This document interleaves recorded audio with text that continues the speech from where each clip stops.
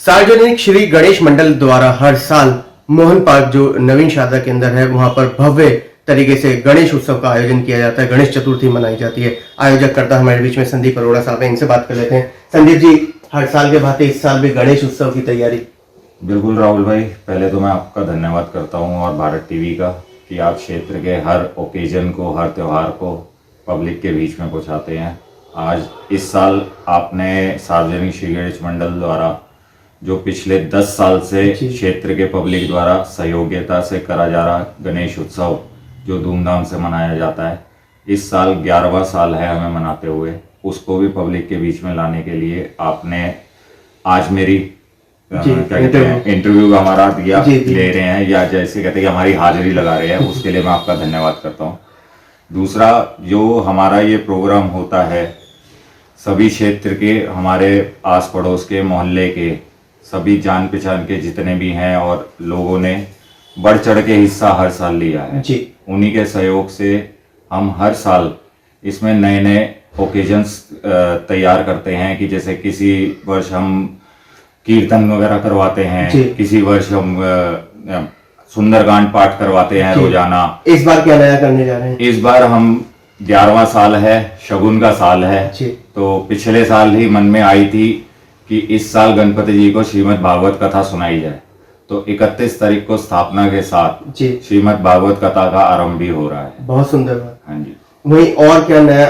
31 को हमारे क्या नाम है, गणेश जी की स्थापना होगी, उसके बाद में फिर आगे क्या? 31 तारीख को सुबह 11 बजे हम कलश यात्रा निकालेंगे श्रीमद् भागवत कथा की। उसके तुरंत बाद गणपति जी की स्थापना पूजा होगी। उसके बाद अपना कलश पूजा, भागवत पूजा की जाएगी।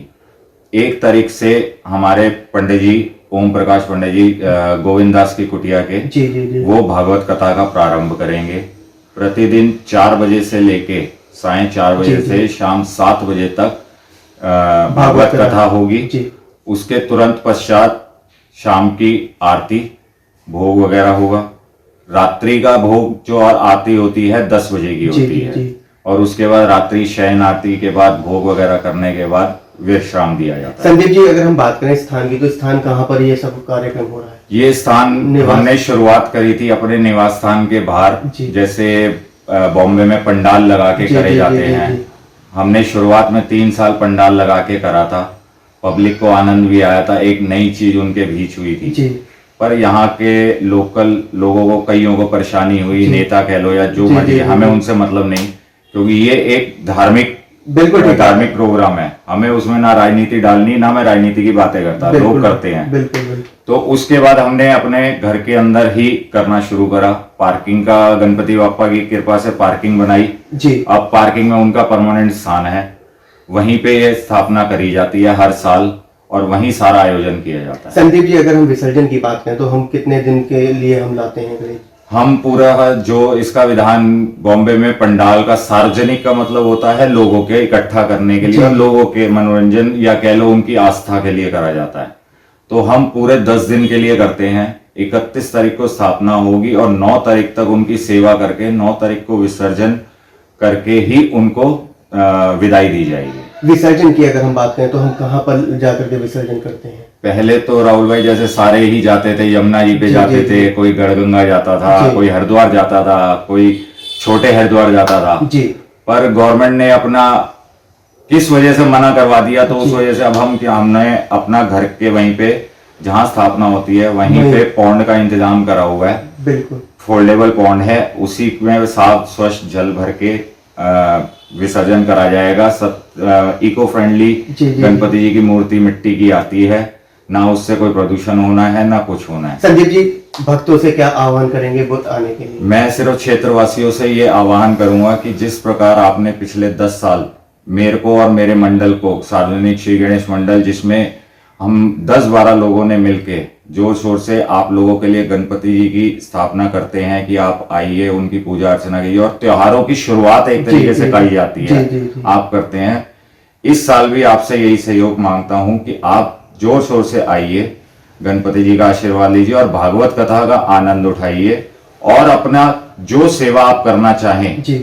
हमारी कोई डिमांड नहीं है, आपकी कोई पर्ची नहीं है, कोई पर्ची नहीं है, कोई कुछ नहीं है।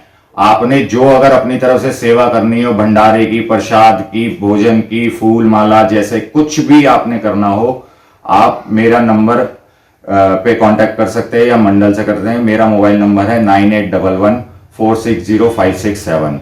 आप उस पे संपर्क करके अपनी सेवा बता सकते हैं। दूसरा, स्थापना के दिन हम 4-5 साल से एक आयोजन करते हैं कि अंध विद्यालय के बच्चों को सूखा राशन, गैस सिलेंडर, जो उनकी रिक्वायरमेंट होती है समय के हिसाब से, वो प्रोवाइड करवाई जाती है।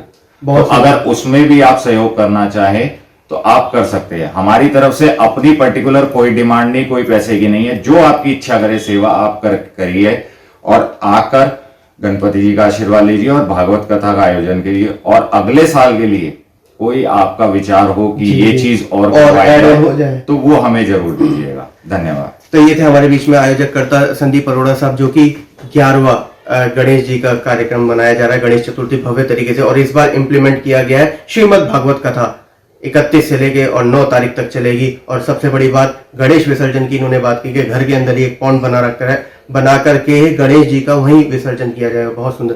हम तो सभी से ये कहेंगे कि आए और इस कथा का और स्थापना का लाभ उठाएं।